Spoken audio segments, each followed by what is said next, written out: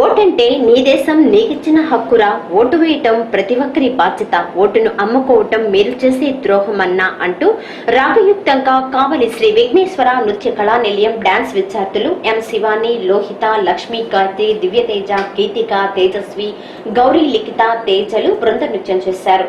నెల్లూరులో జిల్లా కలెక్టర్ ఎన్ శ్రీకాంత్ ఆధ్వర్యంలో నెల్లూరు పోలీస్ పెరేడ్ గ్రౌండ్ లో జరిగిన నోటులేని ఓటు కార్యక్రమంలో వారు పాల్గొని ప్రశంసలను అందుకున్నారు.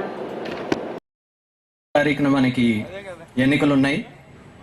ఇక్కడ నెల్లూరు నియోజకవర్గాలు రెండిట్లో కూడా స్త్రీలకు దాదాపు 3% మనకి తక్కువగా ఓటింగ్కి వస్తూ ఉన్నారు. రాబోయే ఎన్నికల్లో స్త్రీలందరూ కూడా వచ్చి పాల్గొవాలని చెప్పి కోరుతా ఉన్నాను. అదేవిధంగా మన పిల్లల భవిష్యత్తుని దృష్టిలో పెట్టుకుని ఎవరు కూడా ప్రలోభాలకు లొంగకుండా డబ్బు, మద్యం, కులం, మతం, వర్గం, జాతి ఇటువంటి భేదాలు లేకుండా స్వచ్ఛంగా నీతివంతంగా ఎన్నికల్లో పాల్గొవాలని చెప్పి కోరుతున్నాను. అదేవిధంగా ఈ కార్యక్రమానికి సపోర్ట్ చేసి మొత్తం వారి ట్రూప్తో వచ్చినటువంటి తమన్ మరియు వారి సిబ్బందికి జిల్లా యంత్రాంగం తరపున నా యొక్క ధన్యవాదాలు, అభినందనలు తెలియజేస్తున్నాను. సెలవు. జై హింద్.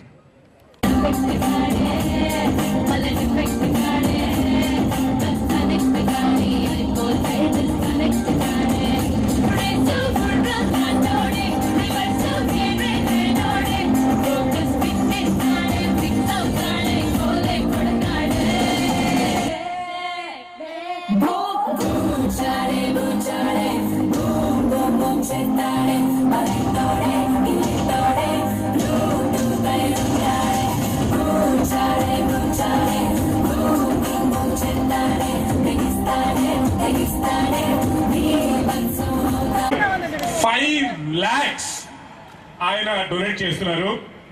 సార్ ఒకసారి మీరు స్టేజ్ వస్తారా ప్లీజ్. హోటల్స్ అసోసియేషన్ తరఫున అమరావతి కృష్ణారెడ్డి గారు 5 lakhs అనౌన్స్ చేశారు as a donation. We very very happy. Thank you so much. ఆయనకి కాస్త గట్టిగా చప్పట్లు కొట్టాలమ్మా. Sir thank you very much అండి.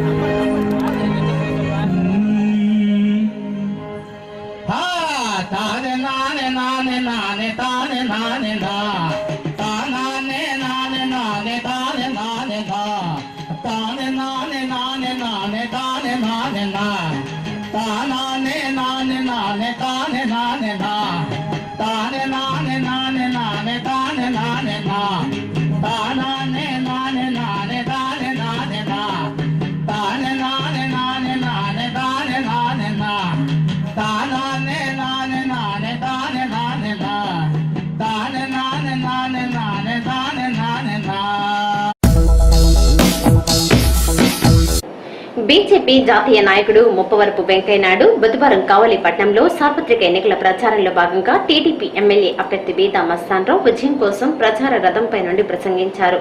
ఈ సందర్భంగా ఆయన వ్యంగ్య విమర్శలు కొన్నిటిని చేశారు. మోడీపై ప్రతిపక్షాలు చేస్తున్న ప్రచారం, రాహుల్ గాంధీ గురించి 7 మంది వరుసగా ప్రధానమంత్రులు కావాలనుకుంటూ ఆశిస్తూ ఆశాజీవులుగా ఉన్న ఫెడరల్ ఫ్రంట్ నాయకులపై తనదైన శైలిలో మాట్లాడారు. థర్డ్ ఫ్రంట్ ను ఎండమావిగా అభివర్ణించారు. వాడు కాదు, మతత్వం కలిగిన వాడు కాదు. క్యారెక్టర్ ఉంది, క్యాలిబర్ ఉంది, కెపాసిటీ ఉంది, కాండక్ట్ ఉంది, డిసిప్లిన్ ఉంది, డైనమిక్ ఉంది, డెడికేషన్ ఉంది, డివోషన్. ఒక రకంగా చెప్పాలంటే ఎక్సలెంట్ క్యాండిడేట్ మీకు దొరికాడు, మంచి అభ్యర్థి దొరికాడు. ఆ మంచి అభ్యర్థిని గెలిపించండి, మంచి ప్రభుత్వం వస్తుంది. మస్తాన్ రావుకు తోడుగా నేను కూడా, మీరు ప్రభాకర్ రెడ్డిని మస్తాన్ రావుని గెలిపిస్తే, ఒక ఎమ్మెల్యే ఒక ఎంపీని గెలిపిస్తే, ఒక ఎంపీని గెలిపిస్తే మీకు 2వ ఎంపీ ఫ్రీగా వస్తుంది. నేనుంటాను ఎంపీగా, మీకు అండగా ఉంటానని చెప్పి మనం చెప్తాను. అందుకని మీరందరూ ఆలోచించండి. ఇవాళ సోదరిమణి మన పార్వతమ్మ గారు కూడా చాలా ప్రేమతో, ఆరోగ్యాన్ని కూడా లెక్క చేయకుండా మండు టెండలో ఆమె. తెలంగాణలో సార్వత్రిక ఎన్నికలు బుధవారం ఉదయం ప్రారంభమయ్యాయి. ఈ ఎన్నికల్లో ప్రముఖులు తమ ఓటు హక్కును వినియోగించుకున్నారు.